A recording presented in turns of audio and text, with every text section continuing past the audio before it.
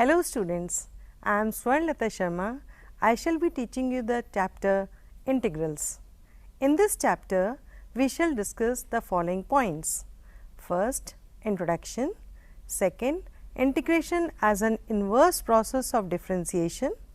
Third, methods of integration. Fourth, integrals of some particular functions. Fifth, integration by partial fractions. Sixth, integration by parts. Seventh, definite integral. Eighth, fundamental theorem of calculus. Ninth, evaluation of definite integrals by substitution. And tenth, some properties of definite integrals. Dear students, during the course of study of mathematics, you must have come across several pairs of inverse operations like addition, subtraction, multiplication, division, forming an equation whose roots are given, solving a given equation, and so on. Integration and differentiation are also a pair of inverse operations. So far, from a given function, we have been finding its derivative, but the question arises, what is the function whose derivative is known? If the derivative of a function is given, then the function itself is called antiderivative or integral or primitive of the given function. We can illustrate it with the help of an example. Consider the function f of x is equal to x to the power 4, then its derivative is given by f dash x is equal to 4 x cube. The question arises, given f dash x is equal to 4 x cube, what is f of x? However, from our experience of derivatives, we can say f of x is equal to x to the power 4. The function x to the power 4 is an antiderivative or integral or primitive of 4 x cube. Yet another question arises, is x to the power 4 the only function whose derivative is 4 x cube? No, since the derivative of each of x to the power 4 plus 3, x to the power 4 minus 5, x to the power 4 plus 2 root 3, x to the power 4 minus 2 plus root 3 plus 5 pi is 4 x cube. Every one of these have an equal claim to be an integral or antiderivative of 4 x cube. Thus, if we know one integral, say x to the power 4 of the given function 4 x cube, then we know many others. In fact, all functions of the form x raised to 4 plus c, where c is any real number, are integrals or antiderivatives of 4 x cube, and there are no others. For if f of x and g of x are two functions such that f dash x is equal to g dash x, then they differ only by a real constant number, that is g of x is equal to f of x plus c, an application of Lagrange's mean value theorem.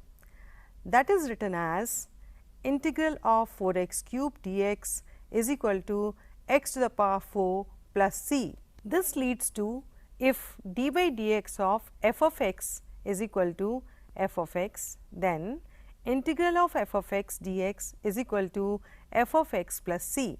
The function f of x is called antiderivative or integral or primitive of the function f of x, and c is called constant of integration or arbitrary constant. The function f of x is called the integrand, x is called the variable of integration, f of x dx is called the element of integration, and the symbol integral stands for the integral sign. The process of finding functions whose derivative is given is called anti-differentiation or integration. Since the integral of a function is not unique, that is definite, therefore, it is called indefinite integral. In integral calculus, we come across two types of problems. Firstly, the problem of finding a function whose derivative is given. Secondly, the problem of finding the area bounded by the graph of a function under given conditions. These two problems lead to two forms of integrals, indefinite integrals and definite integrals, which together form the integral calculus. The two types of integrals, that is indefinite integrals and definite integrals, are connected by fundamental theorem of integral calculus, which make the definite integrals as a practical tool for science, engineering and many other disciplines like economics and probability, etc. Now, students, we shall see integration as an inverse process of differentiation. Integration is the inverse process of differentiation. Instead of differentiating a function, we are given the derivative of a function and asked to find its primitive, that is the original function. Such a process is called integration. Let us consider the following example. We know that d by dx of sin x is equal to cos x, d by dx of x cube upon 3 is equal to x square, and d by dx of e to the power x is equal to e to the power x.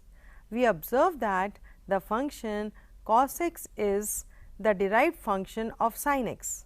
We say that sin x is an antiderivative or an integral of cos x.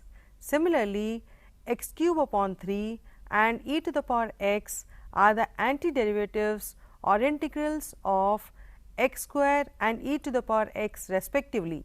Again, we note that for any real number c treated as constant function, its derivative is 0, and hence we can write as follows. Again, we note that for any real number c treated as constant function, its derivative is 0, and hence we can write as follows. D by dx of sin x plus c is equal to cos x, d by dx of x cube upon 3 plus c is equal to x square, and d by dx of e to the power x plus c is equal to e to the power x. Thus, antiderivatives or integrals of the cited functions are not unique. Actually, there exist infinitely many antiderivatives of each of these functions, which can be obtained by choosing c arbitrarily from the set of real numbers. For this reason, c is customarily referred to as arbitrary constant. In fact, c is the parameter by varying which one gets different antiderivatives or integrals of the given functions. More generally, if there is a function f such that d by dx of f of x is equal to f x for every x belonging to I interval, then for any arbitrary real number c, also called constant of integration, d by dx of f of x plus c is equal to f of x, x belonging to I. Thus, f plus c, where c belongs to R, denotes a family of antiderivatives of f. Now, let us look at the notation. Given that dy by dx is equal to f of x, we write y is equal to integral f of x dx. Here, we have a list of symbols, terms and phrases with their meanings. Integral f of x dx means integral of f with respect to x. F x in integral f x dx means integrand. X in integral f of x dx means variable of integration. To integrate means to find the integral, and integral of f means a function f such that f dash x is equal to f of x. Integration means the process of finding the integral, and constant of integration means any real number c considered as constant function. We already know the formulae for the derivatives of many important functions. From these formulae, we can write down immediately the corresponding formulae referred to as standard formulae for the integrals of these functions as listed, which will be used to find integrals of other functions. Here we have some integrals, that is antiderivatives. First, integral x to the power n dx is equal to x to the power n plus 1 upon n plus 1 plus c, where n is not equal to minus 1. Second, integral dx is equal to x plus c. Third, integral cos x dx is equal to sin x plus c. Fourth, integral sin x dx is equal to minus cos x plus c. Fifth, integral sec square x dx is equal to tan x plus c. Sixth, integral of cosec square x dx is equal to minus cot x plus c. Seventh, integral sec x tan x dx is equal to sec x plus c. Eighth, integral cosec x cot x dx is equal to minus cosec x plus c. Ninth, integral dx upon square root of 1 minus x square is equal to minus cos inverse x plus c. 10th, integral dx upon square root of 1 minus x square is equal to sin inverse x plus c. 11th, integral of dx upon 1 plus x square is equal to tan inverse x plus c. 12th, integral of dx upon 1 plus x square is equal to minus cot inverse x plus c. 13th, integral of dx upon x into square root of x square minus 1 is equal to sec inverse x plus c. 14th, integral dx upon x into square root of x square minus 1 is equal to minus cosec inverse x plus c. 15th, integral of e to the power x dx is equal to e to the power x plus c. 16th, integral of 1 upon x dx is equal to log of mod x plus c. 17th, integral of a to the power x dx is equal to a to the power x upon log a plus c.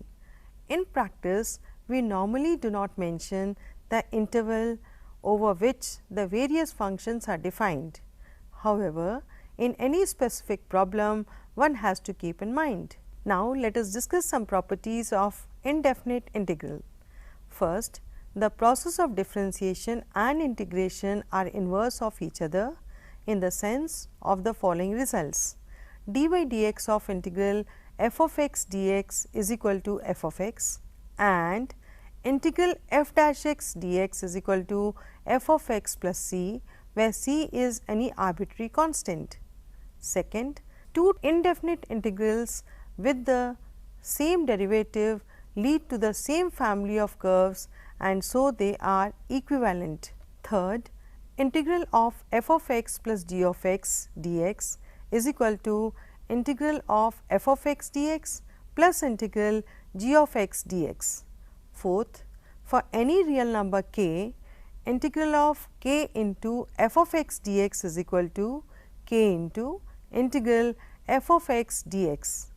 Fifth, properties 3 and 4 can be generalized to a finite number of functions f1, f2, fn and the real numbers k1, k2, kn, giving integral k1 into f1x plus k2 into f2x plus kn fn x dx is equal to k1 into integral f1x dx plus k2 into integral f2x dx plus kn into integral fn x dx.